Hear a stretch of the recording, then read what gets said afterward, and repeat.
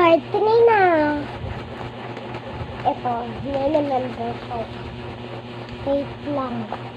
May ipapakita ko sa inyo, guys.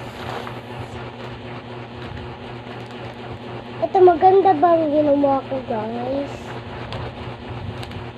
And ito,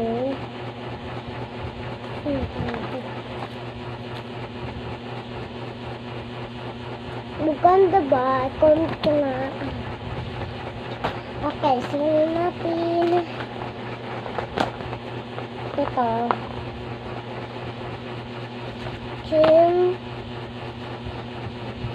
Try. Lagyan natin, may 5-4 pa, di kaya mauubusan ng oras. Ito.